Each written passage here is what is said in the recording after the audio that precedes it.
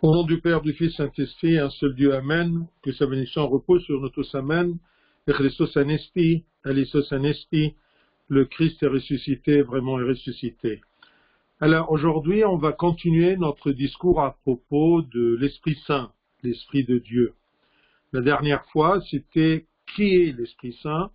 Aujourd'hui, on va parler un peu à propos de l'œuvre de l'Esprit Saint en nous. Et quelle est notre relation avec l'Esprit Saint? Alors, première chose concernant notre relation avec l'Esprit Saint, c'est notre nouvelle naissance de l'Esprit Saint. Le Seigneur a dit à Nicodème, Jean 3, de 5 à 6, « En vérité, je te le dis, si un homme ne naît d'eau et d'esprit, il ne peut entrer dans le royaume de Dieu. » Je vous demande tout simplement d'essayer d'avoir un papier, un stylo pour noter les références des versets. Parce que de cette façon-là, comme je vous ai dit, on a le sujet tout entier avec à peu près tous les versets concernant ce sujet sur une page devant nos yeux. Alors ça nous aide à concevoir ce sujet-là concernant notre foi. Alors, le Seigneur a dit à Nicodème, en vérité, je te le dis, si un homme ne naît d'eau et d'esprit, il ne peut entrer dans le royaume de Dieu. Ce qui est né de la chair est chair, et ce qui est né de l'esprit est esprit. Donc, c'est une vérité qu'on doit renaître de l'eau et d'esprit. Et celui qui est né de la chair, c'est-à-dire selon la chair, selon le système biologique, est chair. Mais celui qui est né de l'esprit de Dieu, est esprit. Donc, nous recevons cette deuxième naissance par le baptême. Comme c'est écrit selon l'épître à Tite, chapitre 3, verset 5, Tite 3, 5, « Il nous a sauvés non à cause des œuvres de justice que nous aurions faites, mais selon sa miséricorde, par le baptême de la régénération et le renouvellement du Saint-Esprit. » Donc, c'est ça la première œuvre de l'Esprit Saint en nous les hommes, ce qui nous donne la régénération à travers le baptême et le renouvellement, et on le reçoit par le Saint-Esprit à travers le baptême. Eh bien, par cette régénération, deuxième point, par cette régénération, l'Esprit nous offre le renouvellement et le pardon. On est régénéré, on est renouvelé dans le baptême par l'Esprit Saint. Ce renouvellement et ce pardon, on peut le voir explicitement chez Saint Paul aux Romains, chapitre 6, verset 4. C'est écrit, je cite, « Nous avons donc été ensevelis avec lui par le baptême, en sa mort, afin que quand Christ est ressuscité des morts, par la gloire du Père, de même nous aussi nous marchions en nouveauté de vie. » C'est ça, le renouvellement, avoir une nouvelle vie. Nous marchions en nouveauté de vie, une vie nouvelle, par le baptême, par l'Esprit Saint, qui œuvre pour nous donner cette nouvelle vie, cette régénération et ce pardon. Romains 6, 6, sachant que notre vieil homme a été crucifié avec lui, afin que le corps du péché fût détruit, pour que nous ne soyons plus esclaves du péché. C'est ça le pardon. Nous sommes renouvelés en crucifiant le vieil homme avec le Christ, en crucifiant le vieil homme dans ce tombeau, dans ce baptême, pour mourir avec le Christ, et comme nous sommes à l'image de la mort avec le Christ, eh bien, on ressuscite avec le Christ dans une nouvelle vie, dans un renouvellement et dans un pardon de péché. Nous ne soyons plus esclaves du péché. Acte 2, 38, Pierre leur dit, Acte 2, 38, ou le sermon de Pierre, « Repentez-vous et que chacun de vous soit baptisé au nom de Jésus-Christ, en croyant en Jésus-Christ, pour le pardon de vos péchés. » Donc le baptême, c'est un pardon, c'est un renouvellement, c'est une nouvelle naissance, et c'est un pardon. Repentez-vous et que chacun de vous soit baptisé au nom de Jésus-Christ pour le pardon de nos péchés, et vous recevrez le don du Saint-Esprit. Le don du Saint-Esprit, c'est-à-dire d'avoir le Saint-Esprit. Le don, l'Esprit Saint, nous est donné pour demeurer en nous. Et ça, c'est le troisième point de cette œuvre de l'Esprit Saint, qu'il demeure en nous par le baptême qui nous renouvelle, qui nous donne une régénération et qui nous pardonne nos péchés. Nous acquérons alors la demeure de l'Esprit Saint en nous par le sacrement de la confirmation, l'onction. On est oint par le Saint-Crème. Comme c'est écrit selon l'épître, le premier épître de Saint Paul aux Corinthiens, 1 Corinthiens 3, verset 16. Ne savez-vous pas que vous êtes le temple de Dieu et que l'Esprit de Dieu habite en vous? Nous sommes le temple de Dieu. Et l'Esprit de Dieu, eh bien, habite, demeure en nous. Et comme on a toujours l'habitude de système de Saint Paul, qu'il répète en ajoutant une signification, eh bien, il répète en 1 Corinthiens 6, 19, il répète, « Ne savez-vous pas que votre corps, » il a ajouté ça, il demeure en nous, mais nous sommes le temple, mais où exactement? C'est vraiment notre corps est le temple du Saint-Esprit. Ne savez-vous pas que votre corps est le temple du Saint-Esprit qui est en vous? Donc l'Esprit Saint est en moi, dans mon cœur, dans mon corps, qui est le temple de l'Esprit de Dieu. L'Esprit qui est en vous, que vous avez reçu de Dieu, et que vous ne vous appartenez point à vous-même. Nous sommes rachetés par le Christ, pardonnés par le baptême, renouvelés par le baptême, par l'œuvre de l'Esprit Saint en nous, et dans l'eau du baptistère, afin que nous soyons, que nous appartenons, non pas à nous-mêmes, mais à Dieu qui nous a rachetés. Notre corps est le temple de Dieu. Ça, c'est la seule réponse que je présente à tous les gens qui posent toujours les questions. Est-ce que c'est bien de se tatouer? Est-ce que c'est bien de s'habiller selon la mode micro-jupe ou pour les garçons qui ont des pantalons qui se baissent, d'accord, pour montrer ce qu'on ne doit pas voir et tous ces trucs-là? Eh bien, je vous dis tout simplement, pensez toujours que votre corps, vous, femmes, hommes, filles, garçons, jeunes, eh bien, pensez bien que votre corps est le temple de l'Esprit Saint. Il habite en nous et nous appartenons à Dieu qui nous a rachetés. C'est ça le christianisme. C'est ça la foi chrétienne, que nous sommes le temple de Dieu, le temple de l'Esprit Saint qui est Dieu. La dernière fois, si vous vous rappelez, on a dit l'Esprit Saint, c'est l'Esprit de Dieu, c'est Dieu. Aussi, on peut voir, première épître de Saint Jean, chapitre 2, versets 20 et 27. 1 Jean 2, 20 et 27. Pour vous, vous avez reçu l'onction de la part de ce qui est saint, et vous avez tous de la connaissance. On a reçu l'onction de la part de celui qui est saint, du Saint-Esprit.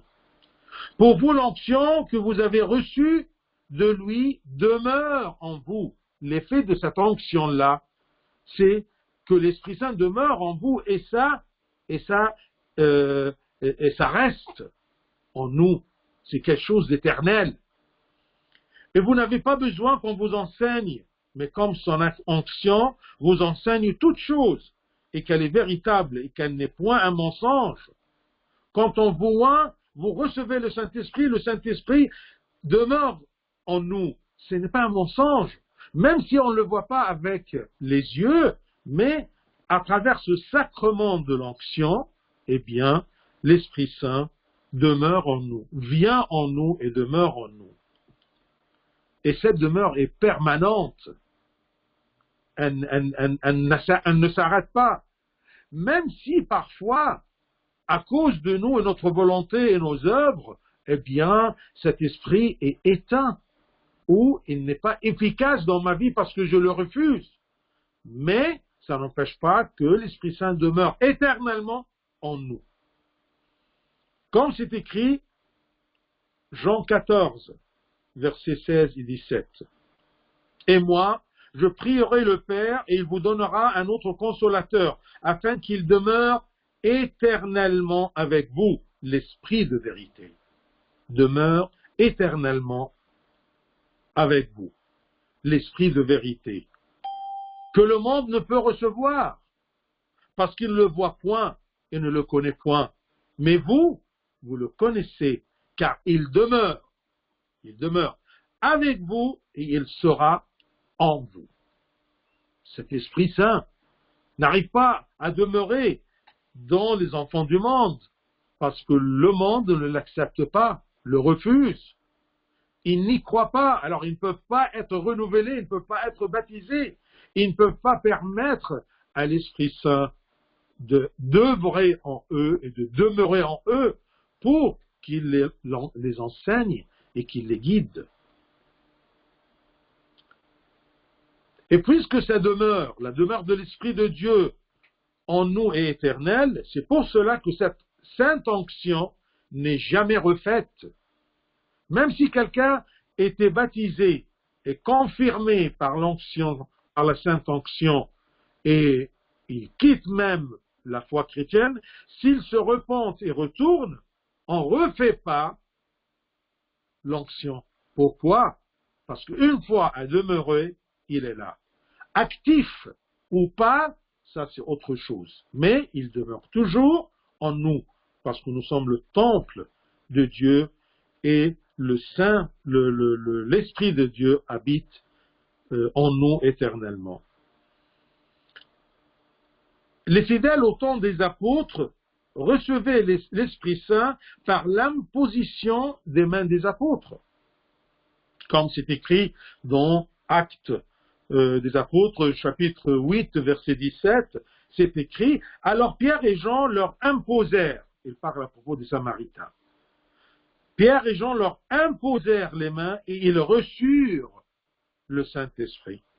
Donc, au commencement de l'Église, cette demeure de l'Esprit Saint dans l'homme, eh bien, avait lieu toujours par l'imposition des mains.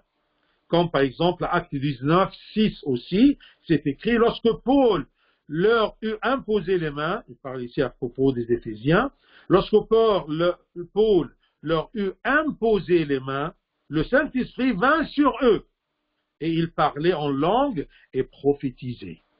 Ça, c'est les fruits de cette demeure, de cette venue de l'Esprit Saint sur les hommes par l'imposition des mains. Eh bien, c'était qu'ils parlaient en langue et prophétisaient, c'est-à-dire enseigner, dire aux gens, révéler aux gens des choses qu'ils ne savaient pas. Alors, ça c'était au commencement de l'Église, l'imposition des mains des apôtres et des disciples des apôtres. Mais quand les fidèles se multiplièrent, eh bien, ils utilisèrent l'onction au lieu de l'imposition des mains. C'est pour cela que parfois, moi comme évêque, je peux ne pas oindre la personne pour une ou d'autre raison avec le Saint-Crâne, je peux imposer la main en récitant les prières et l'Esprit Saint vient. Mais moi, personnellement, je préfère de les oindre avec le Saint-Crème, c'est aussi une bénédiction. Mais pour les femmes, par exemple, ou les adultes, qu'on ne peut pas oindre toutes les parties de leur corps, 36 oins, comme les petits-enfants, les bébés, eh bien, je impose la main et je récite le reste des prières. Recevoir le Saint-Esprit ne suffit pas. Qu'il demeure en moi ne suffit pas. Mais je dois être en communion avec lui.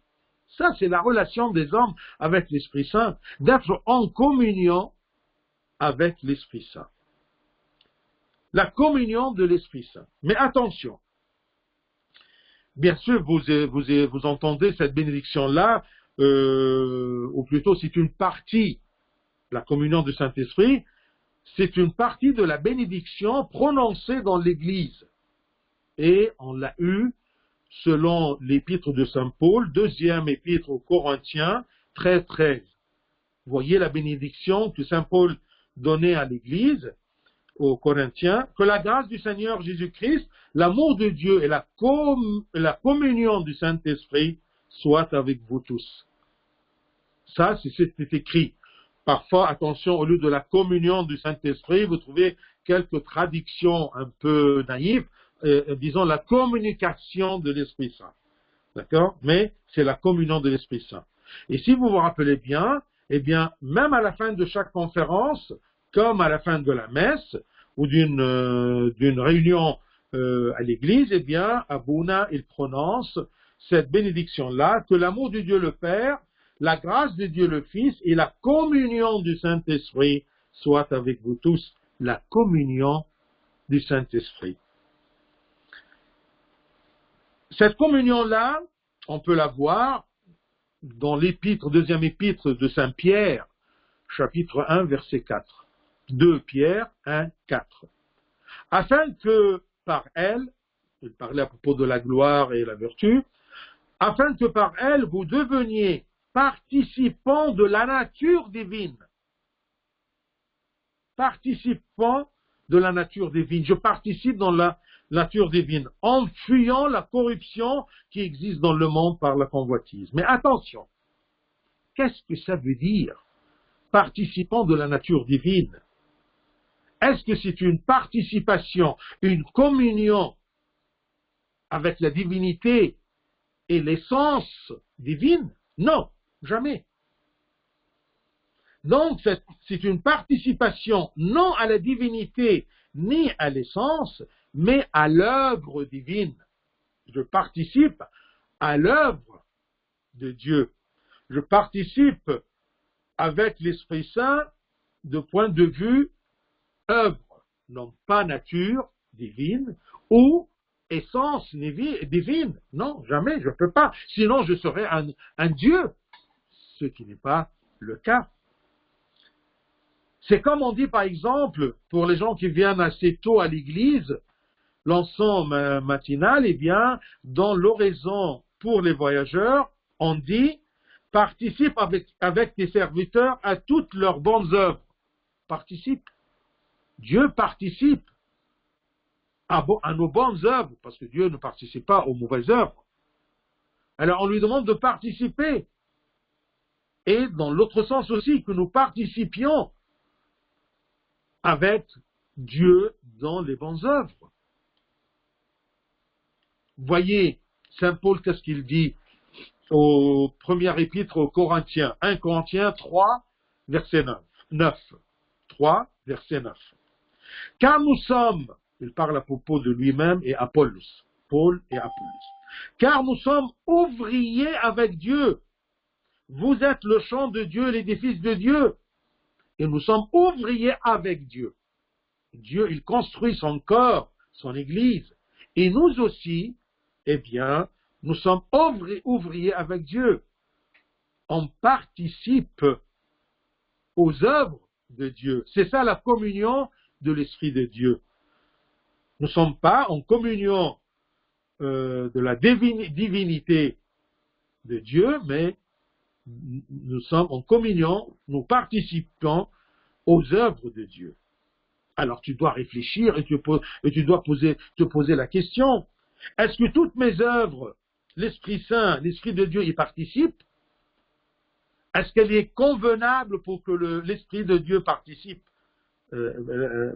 avec moi à accomplir ces œuvres? Sont-ils de bonnes œuvres? Convenables que l'Esprit de Dieu partage ces œuvres avec moi? Vis-tu toujours en communion avec l'Esprit de Dieu? Ou tes œuvres t'éloignent de cette communion-là? On demande de Dieu de nous donner la bénédiction de son amour, de la grâce de son Fils et de la communion du Saint-Esprit. Je suis participant aux œuvres de Dieu. C'est ça la relation entre l'homme et l'Esprit Saint. 5e point. L'Esprit Saint nous guide dans notre vie spirituelle. L'Esprit Saint, qui demeure en nous, eh bien, il nous guide dans notre vie spirituelle.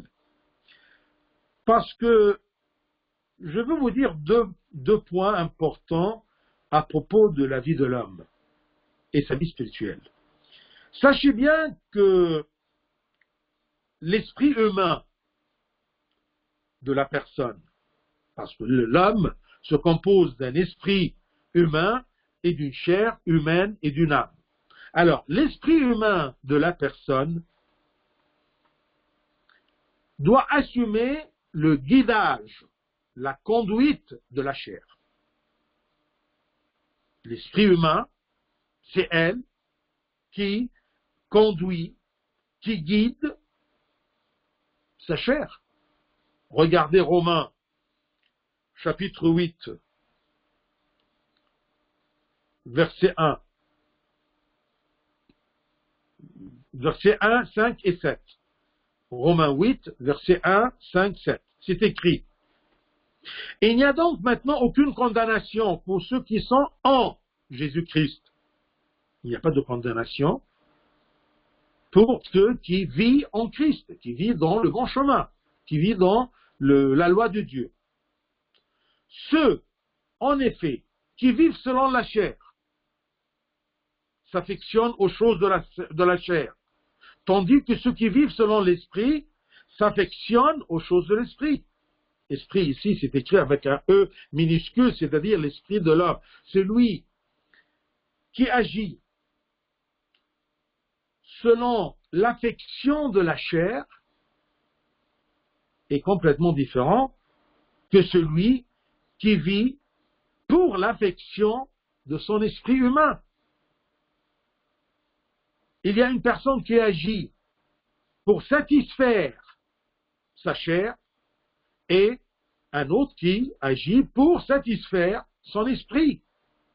Et satisfaire l'esprit est plus important que satisfaire la chair, parce que comme je vous ai dit, premier point, c'est que l'esprit humain, c'est elle qui guide la chair. Si l'esprit humain, elle n'est pas bien, elle n'est pas rassasiée, elle va guider mal la chair humaine. Ceux, en effet, qui vivent selon la chair s'affectionnent aux choses de la chair, tandis que ceux qui vivent selon l'esprit s'affectionnent aux choses de l'esprit. Et l'affection de la chair, c'est la mort. Tandis que l'affection de l'esprit, c'est la vie et la paix. Car l'affection de la chair est inimité contre Dieu, parce qu'elle ne se soumet pas à la loi de Dieu et qu'elle ne le peut même pas. Donc, premier point, essentiel dans notre vie.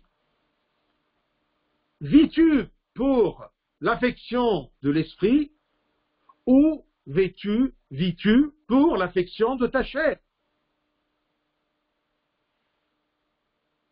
Même Saint Paul, il nous conseille, selon son épître aux Galates, chapitre 5, verset 16. Je dis donc, marchez selon l'esprit. L'esprit ici avec un E majuscule. Marchez selon ce que l'esprit vous dit de faire, pour satisfaire l'esprit humain qui guide la chair humaine. Marchez selon l'esprit et vous n'accomplirez pas les désirs de la chair.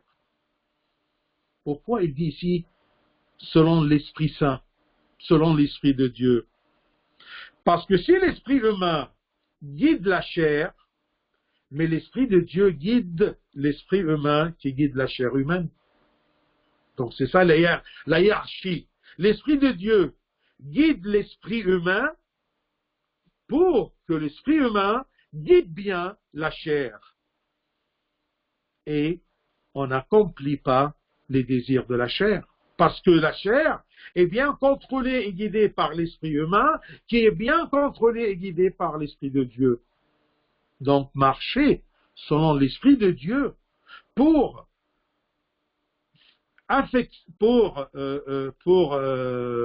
affectionner l'esprit humain qui va guider et contrôler le corps humain. Ainsi, l'homme dans toutes ses œuvres doit être soumis au commandement, au guidage de l'Esprit de Dieu, afin que l'Esprit de Dieu participe avec lui dans toutes ses œuvres durant toute sa vie. Et de cette façon-là, eh bien, 6e point, le fruit de l'Esprit en nous se manifeste. Parce que l'Esprit, quand il œuvre, il a des fruits, il fructifie des fruits spirituels. Le fruit de l'Esprit Saint se manifeste dans notre vie par notre communion avec l'Esprit de Dieu. Et vous avez compris maintenant, communier avec l'Esprit de Dieu, c'est-à-dire de se soumettre à cet esprit pour l'affection de l'esprit humain qui va chercher, d'accord, à bien guider la chair pour ne pas accomplir la convoitise. Le fruit de l'esprit se manifeste dans notre vie si on est en communion avec l'Esprit de Dieu. Quels sont les fruits de l'esprit? Eh bien, c'est écrit pour vous rappeler toujours Galates 5, versets 22-23. Mais le fruit, ici il dit le fruit de l'Esprit de Dieu. Parce que si tu es une chaîne, si tu as un fruit, tu auras les autres. Il ne dit pas les fruits de l'Esprit Saint, mais le fruit de l'Esprit, c'est l'amour, la joie, la paix, la patience, la bonté, la bénignité, la fidélité, la douceur, la tempérance. Et la loi n'est pas contre ces choses. Donc ces choses-là, ces qualificatifs-là, ce sont les fruits de l'Esprit Saint qui demeurent en nous et qui œuvrent et que nous sommes en communion avec ses œuvres. Eh bien, si nous sommes en communion avec l'Esprit Saint, nous aurons les fruits de l'Esprit qui va se manifester. Le fruit de l'Esprit se manifeste grâce à l'œuvre de l'Esprit en nous et grâce à l'accord, l'acceptation, l'approbation de l'homme. C'est-à-dire, l'Esprit Saint demeure en nous, mais il ne peut pas œuvrer que si nous sommes d'accord. Donc, il présente son œuvre, il présente une communion avec nous, mais on doit être d'accord. On doit présenter notre accord. On doit accepter l'œuvre de l'Esprit en nous. C'est ça la communion.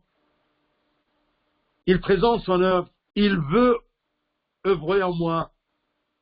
On va voir les œuvres plus en détail, un peu plus loin. Il veut œuvrer, mais il ne peut pas œuvrer que si je lui donne l'approbation. Je suis d'accord, œuvre en moi et je serai en communion avec toi. Je suis d'accord et je vais faire un effort. Là, on distingue bien sûr entre le fruit de l'esprit et le fruit du monde. Comment? Je prends par exemple l'amour. Le fruit de l'Esprit Saint en moi, eh bien, c'est l'amour. On doit distinguer entre l'amour qui est le fruit de l'Esprit Saint et l'amour de différents autres genres. Il y a un amour profiteur, il y a un amour opportuniste, il y a un amour utilitaire. Tous les gens, même les non-croyants, ils disent « je t'aime ».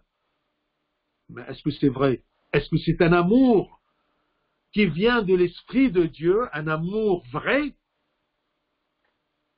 un amour selon l'Esprit de Dieu, ou c'est un amour du monde? Méfiez-vous les filles de ce que les jeunes vous présentent. Est-ce que c'est de l'amour qui vient de l'Esprit de Dieu, un vrai amour, ou c'est un amour du monde? Comme la paix. La paix, c'est un fruit de l'Esprit.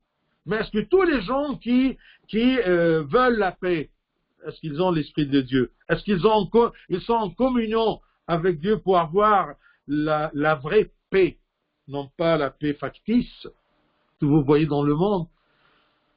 On proclame toujours la paix, mais il n'y en a pas. Pourquoi? Parce qu'elle ne vient pas de l'Esprit, elle n'est pas un fruit de l'Esprit de Dieu. Un autre point. Je veux vous citer les points avec chaque point un mot-clé. Mais on continue. 7e point. Plus le fruit de l'Esprit se multiplie en moi, parce que l'Esprit Saint œuvre bien en moi et je suis en communion avec lui, plus le fruit de l'Esprit se multiplie, plus la chaleur spirituelle de l'homme augmente. Il est chaud dans la pratique, dans la pratique de la religion. Il est chaud, il n'est pas là. L'homme dans lequel demeure l'Esprit, sûrement, il sera chaud spirituellement par ce feu saint. Ainsi, l'Esprit est descendu comme des langues de feu sur les disciples. En descendant, il a chauffé, si j'ose dire, il a chauffé leurs ailes. Il leur a donné un zèle de feu dans leur prédication et dans leur témoignage pour le Christ. Il leur a donné un courage de feu, l'Esprit Saint qui œuvre en eux. Et là, je vous rappelle qu'on peut facilement connaître l'homme de Dieu au fruit de l'Esprit Saint qui se manifeste dans sa vie. Tu peux juger en disant c'est un bon ou mauvais par ses œuvres, par la manifestation des œuvres de l'Esprit Saint en lui. Ce n'est pas n'importe qui aime, il est un homme de Dieu, ce n'est pas n'importe qui présente des services aux gens, c'est un enfant de Dieu, c'est une demeure, cette personne n'est pas une demeure de l'Esprit de Dieu. Il y a des gens qui font du bien social, mais pas un fruit de l'Esprit Saint. Matthieu 7, 20 vous donne une astuce, d'accord, de bien reconnaître les gens. C'est donc à leurs fruits que vous les reconnaîtrez. Matthieu 7, 20. C'est donc à leurs fruits que vous les reconnaîtrez. C'est ça la sagesse. Comment peux-tu juger quelqu'un pour le suivre ou pas? Pour l'avoir comme un ami ou pas?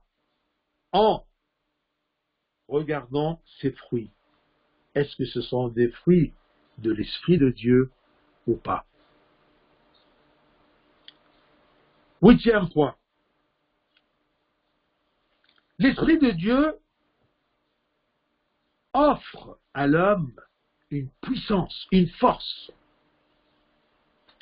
distinguée. Ce n'est pas une force ou une puissance normale, non. C'est écrit en Actes, chapitre 1, 8. Le Seigneur a dit à ses disciples, mais vous recevrez une puissance, le Saint-Esprit survenant sur vous. C'est-à-dire, quand le Saint-Esprit survient sur vous, vous recevrez une puissance et vous serez mes témoins à Jérusalem, dans toute la Judée, dans la Samarie et jusqu'aux extrémités de la terre. Le Seigneur n'a pas envoyé ses disciples que après qu'il leur a procuré une force par la survenue de l'Esprit Saint sur eux. Ainsi, une force, une puissance abnormale couronne les enfants de Dieu, soutient les enfants de Dieu. Ce n'est pas une puissance venant de ce monde, mais venant de la part de l'Esprit de Dieu qui œuvre en nous pour nous fortifier. Ça nous donne une puissance dans le témoignage pour le Seigneur. Il nous donne une puissance dans la parole, une puissance dans notre service, dans les paroisses. Il nous donne une force, une puissance dans le combat contre Satan, dans l'endurcissement des épreuves et des persécutions. Comment les gens, les bons chrétiens endurcissent les épreuves et les persécutions? Eh bien, tout simplement par cette puissance, par la survenue de l'Esprit Saint sur eux. Il nous donne une force dans la prière, dans la foi. Il nous donne même le courage. Il nous donne la force de surmonter toute peur. Nous sommes courageux, nous les enfants de Dieu. On n'a pas peur. Pourquoi? Parce que nous sommes fortifiés par cette puissance de l'Esprit Saint qui demeure en nous et œuvre et nous donne son fruit. Cette puissance a caractérisé le temps des apôtres, le temps des héros de la foi comme saint Athanase et saint Basile, ainsi de suite. Et même cette puissance et cette force a caractérisé aussi le commencement du monachisme. Parce que ce n'était pas facile pour l'homme de vivre la prédication au commencement du christianisme, ou de défendre la foi chrétienne, ou même de mener cette vie contemplative, cette vie consacrée totalement pour le Seigneur. L'homme avait besoin d'une force spéciale, la force de l'Esprit de Dieu, qui demeure en nous et qui œuvre en nous, et nous sommes en communion avec lui. Acte 4, 31. Regardez cette force-là. Acte 4, 31. Quand ils eurent prié, le lieu où ils étaient assemblés trembla. Ils furent tous remplis de Saint-Esprit et ils annonçaient la parole de Dieu avec assurance. Là, l'Esprit Saint est survenu sur eux pour leur donner cette force d'annoncer la parole de Dieu avec assurance. Et l'Esprit de Dieu se manifestait en tremblant, en faisant trembler l'endroit où ils étaient assemblés. De là, il y a une conséquence que si l'Esprit Saint demeure et œuvre dans la personne, eh bien, cette personne a une bonne conduite. C'est ça l'œuvre aussi de l'Esprit Saint en nous, une bonne conduite. Tu vas me dire, il y a des gens qui ne sont pas chrétiens, ils ont une bonne conduite. Bonne conduite qui vient du monde de la société, de l'éducation, de la moralité, mais pas de la spiritualité et pas de l'Esprit de Dieu. C'est pour cela que ça peut changer, qu'il y a un profit aussi là-dedans, il y a une peur là-dedans, il a une bonne conduite pour ne pas être jugé ou condamné selon la loi du monde. Une bonne conduite, selon l'Esprit de Dieu, ne peut pas accepter, d'accord, les peaux, ou tout ce qui est sous table, ou la homosexualité, ou l'avortement. Vous voyez? Il y a des gens qui ont une bonne conduite, mais ils acceptent ça. Eh bien, cette bonne conduite ne vient pas de l'Esprit de Dieu. Parce que l'Esprit de Dieu n'a pas de tâche. Nous ne sommes pas parfaits, mais on essaie toujours d'avancer. On ne recule pas en arrière. en se comportant comme enfant de monde, enfant de ténèbres, d'obscurité. L'homme où l'Esprit de Dieu demeure aura une bonne conduite, une conduite irréprochable. C'est-à-dire ses intentions, ses paroles, ses façons d'agir, ses moyens utilisés même pour résoudre des problèmes sont des moyens irréprochables aux yeux de Dieu et des hommes. Si tu as un problème, comment tu agis?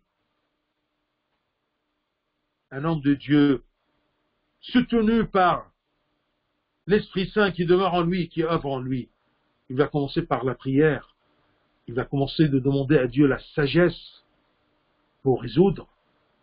Il va essayer de chercher toujours et suivre les bons moyens irréprochables. Saint Paul, selon Galates, chapitre 5, de 16 à 17, je cite, « Je dis donc, marchez selon l'esprit, et vous n'accomplirez pas les désirs de la chair. Quand tu es devant un problème, tu veux le résoudre, eh bien, marche selon l'Esprit de Dieu. Pour que l'Esprit de Dieu participe avec toi dans la solution. Et vous n'accomplirez pas les désirs de la chair. Verset 17.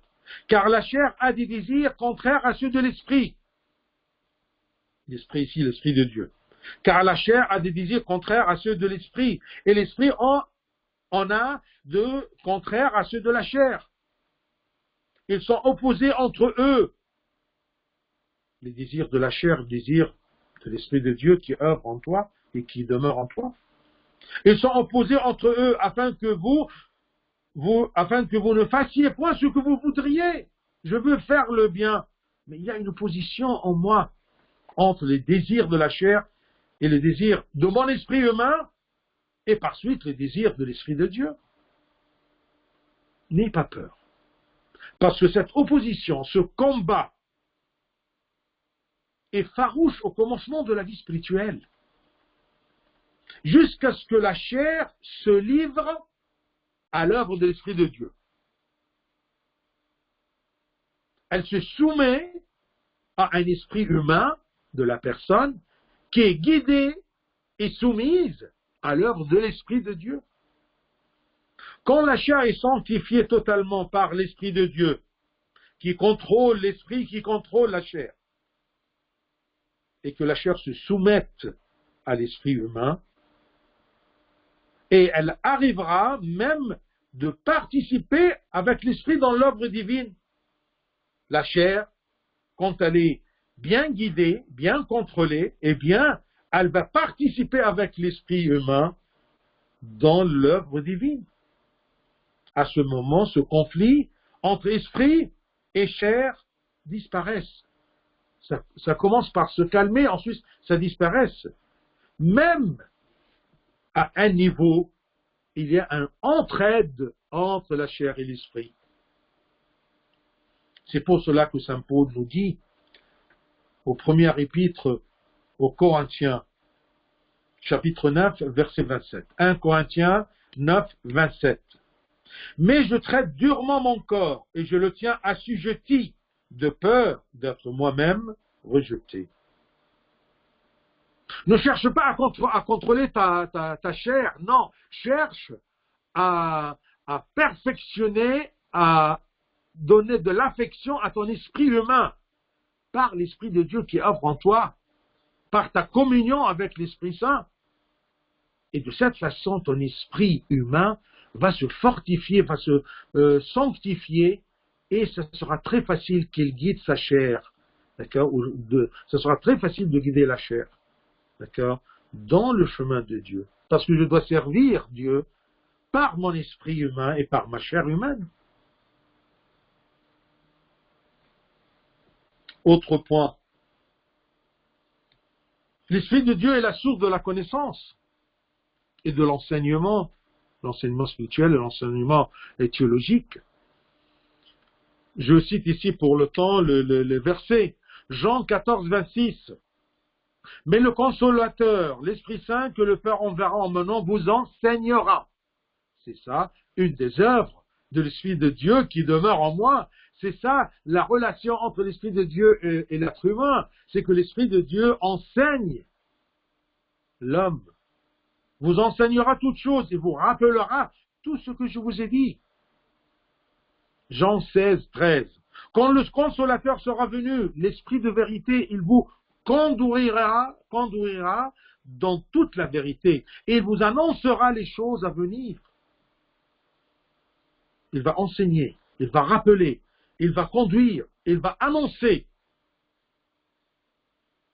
Dernier point, c'est l'Esprit Saint qui guide vers le repentir.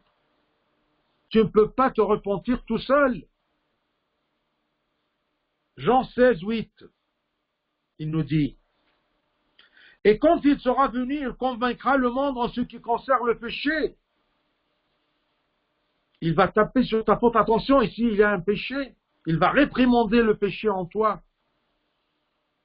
C'est lui qui nous conduit sur le chemin spirituel, qui nous guide, qui nous montre le bon chemin pour se repentir, parce que on n'est pas imperméable au péché.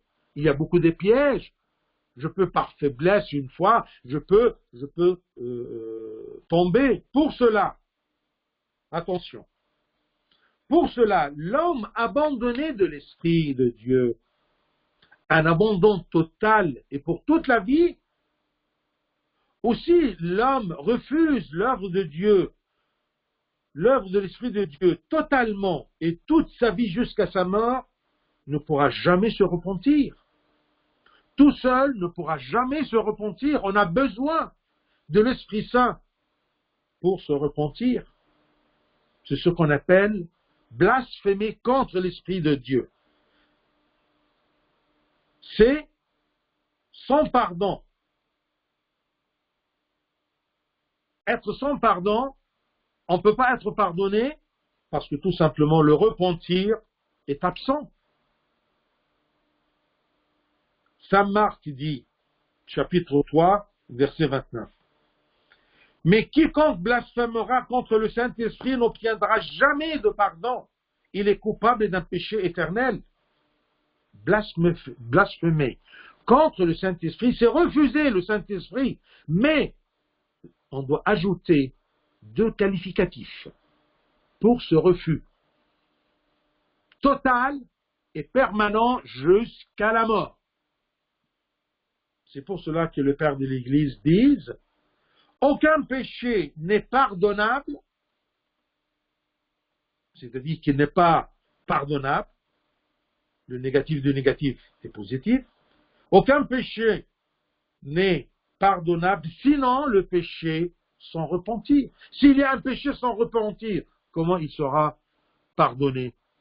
Et comment on peut avoir un repentir pour un péché sans avoir l'aide et le guidage de l'Esprit de Dieu qui œuvre en nous, qui nous donne la chaleur de la spiritualité? Donc, je cite rapidement, il y a d'autres points, mais pour le temps, eh bien, cette relation entre nous et l'Esprit Saint, cette œuvre de l'Esprit Saint en nous, on peut les résumer dans, premier point, il nous donne une nouvelle naissance, il nous donne un renouvellement et le pardon, renouvellement de notre nature, dis-je. 3. Il demeure en nous. Et puisqu'il demeure en nous, il nous enseigne. Il nous donne la possibilité de la communion. 4. La communion. On est en communion avec l'Esprit Saint dans ses œuvres. 5. Nous guide dans notre vie spirituelle. 6. Il a des fruits. Le fruit de l'Esprit se manifeste dans notre vie. 7. Il nous donne la chaleur spirituelle. 8. Il nous donne une puissance. 9. Il nous donne la bonne conduite. 10. Il nous donne la connaissance et l'enseignement. La bonne tradition. 12, il nous donne des talents, et ainsi de suite. Que Dieu nous donne cette bénédiction d'être en communion avec l'Esprit Saint, qui demeure en nous et qui œuvre en nous.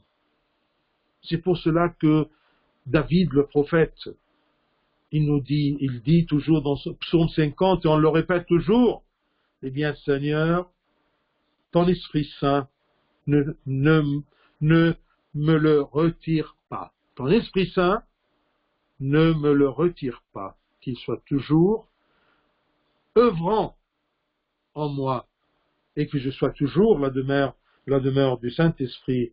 Gloire à lui éternellement. Amen.